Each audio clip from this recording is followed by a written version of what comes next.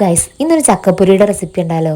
അപ്പുറത്തെ വീട്ടിലെ താത്ത ഉപ്പേരി വെക്കാൻ പാകത്തിലുള്ളൊരു ചെറിയ കഷ്ണം ചക്ക ഇടുന്നെന്ന് നമ്മളത് പഴുപ്പിക്കാൻ വേണ്ടി എടുത്തു വെച്ച്. അങ്ങനെ പഴുത്തപ്പോൾ ഒരു 4-5 കഷ്ണം ചോളം എടുത്തിട്ട് നമ്മളത് പൊരിക്കാൻ പോവുകയാണേ.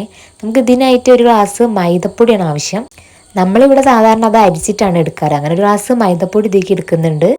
അത് നന്നായിട്ട് തന്നെ അരിച്ചെടുക്കുന്നുണ്ടേ.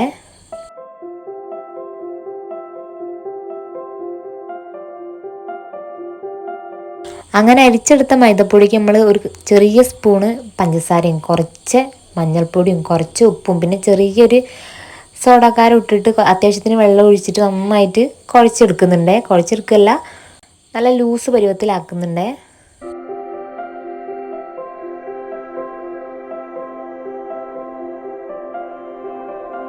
ഈ ഒരു ഭാഗമാണ് ഇത് പൊരിക്കാൻ പറ്റിയത്.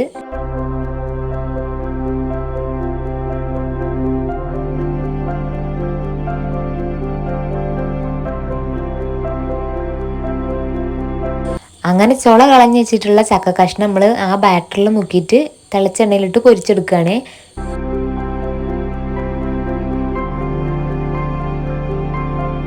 അങ്ങനെ ഈ ഒരു ഭാഗമാകുമ്പോൾ നമുക്കിത് വറുത്ത് കോരിയെടുക്കാം. അപ്പോൾ ഇത് സിമ്പിളാണ്. വീട്ടിലെല്ലാവരും ഇത് ട്രൈ ചെയ്യണം. നല്ല ടേസ്റ്റ് ഉണ്ടായിരുന്നു.